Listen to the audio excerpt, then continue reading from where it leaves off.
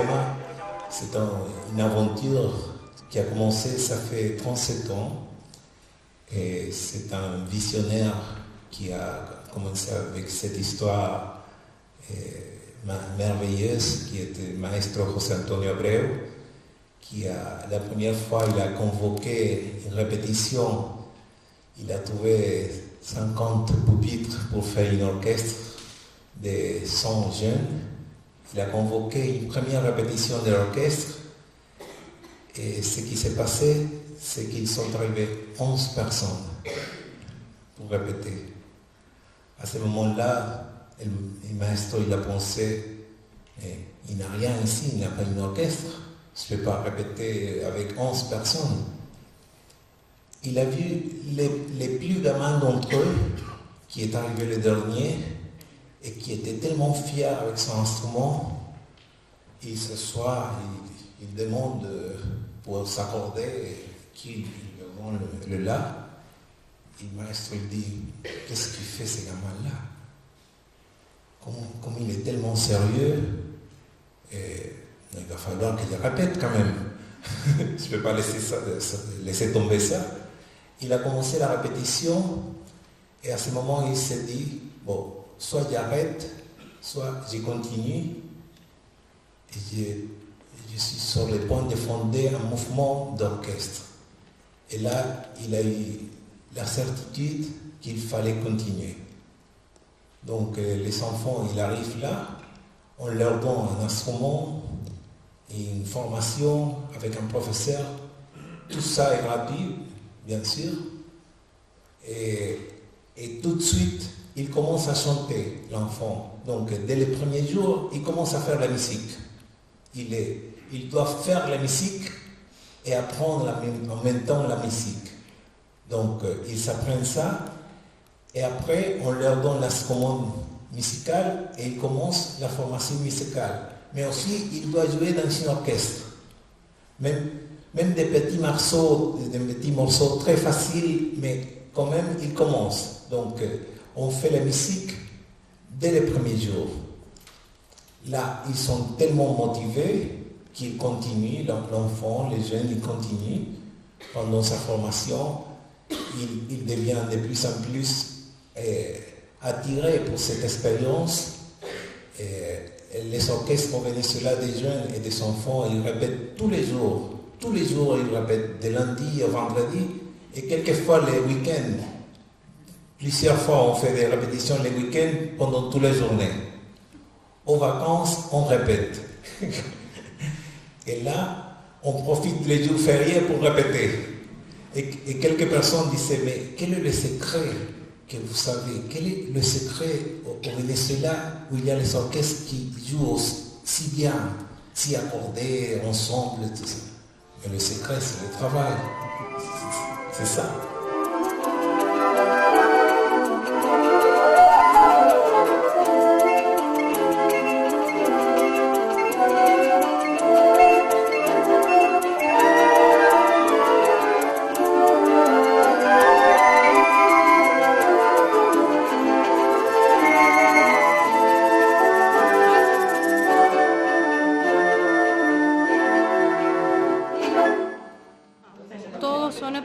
Por nosotros, absolutamente todo.